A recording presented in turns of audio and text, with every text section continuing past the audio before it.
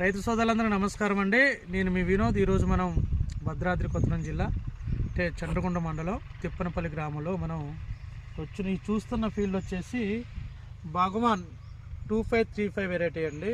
ఇది మనం భద్రుగారు మరి చూడొచ్చు. ఈ భద్రుగారు పోయినసారి కూడా మనం కలికి 180 ఫీల్డ్ చూపెట్టడం జరిగింది. ఈ సంవత్సరం కూడా వాళ్ళు భగవాన్ 2535 వెరైటీ పెట్టడం అయితే జరిగింది.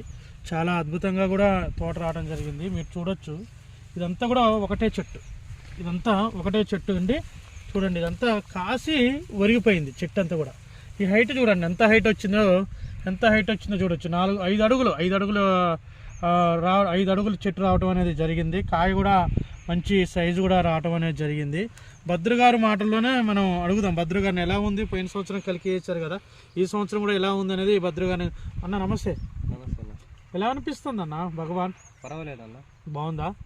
పోయినసారి కలికి వేసారు, అవును. ఈ సంవత్సరం భగవాన్ ఎలా అనిపిస్తుంది? భగవాన్ పర్వాలేదండి.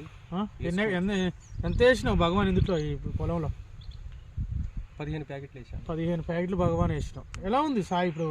కాయ ఎలా అనిపిస్తుంది? తోట ఎలా అనిపిస్తుంది?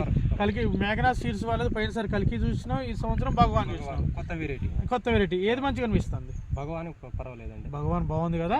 భగవాన్ తోట కూడా బాగుందండి. చూడొచ్చు, ఇదంతా కూడా చూడండి, ఇదంతా చూడండి, కాయ చూడండి ఎలా పడ్డదో. అసలు చాలా బాగా వచ్చింది. కాపు కూడా మంచిగా రావటమే జరిగింది.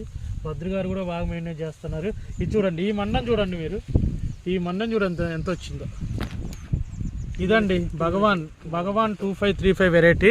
అసలు చాలా చాలా బాగా వచ్చింది తోట, చాలా బాగా వచ్చింది. భగవాన్ మేఘనాథ్ సీడ్స్ వాళ్ళది భగవాన్ వెరైటీ అండి. ఇది చాలా బాగా వచ్చింది. రైతులందరూ కూడా ఈ యొక్క భగవాన్ 2535 వెరైటీని రైతులందరూ వేసుకొని అధిక రాబడులు పొందాలని కోరుకుంటున్నాం.